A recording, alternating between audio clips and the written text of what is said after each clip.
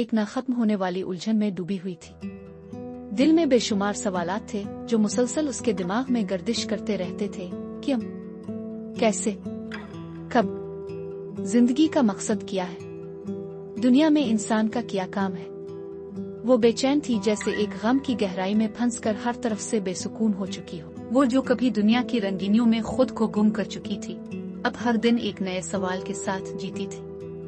वो जो हर चीज को समझना चाहती थी, हर कठिन रास्ते का हल जानना चाहती थी, मगर उसके पास कोई जवाब नहीं था। एक दिन जब वो एक अजीब सी वीरानी में खड़ी थी और उसके ज़हन में सवालात का तूफान था, वो अचानक एक रोशनी को महसूस करती है, एक पुरअसरार सी लहर जो उसके इर्द गिर्द फैलती जा रही थी। इसने आसमान की तरफ देखा और जैसे कोई गैर मरी ताकत उसकी तरफ बढ़ रही हो। दिल में सवालात की गूंज, और फिर कुछ ऐसा हुआ कि जैसे कोई आवाज उसके दिल में गहरी आतर गई हो और हर सवाल का जवाब आ गया हो।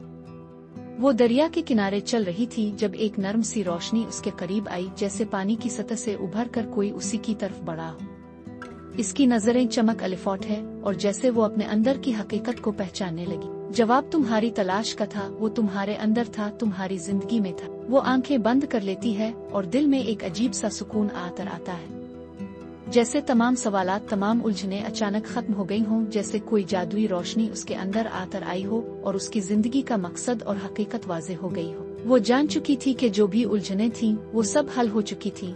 इसे अब मजीद किसी चीज की तलाश नहीं थी। इसके दिल में जो पुरसुकून सुकूत था वो मुकम्मल था।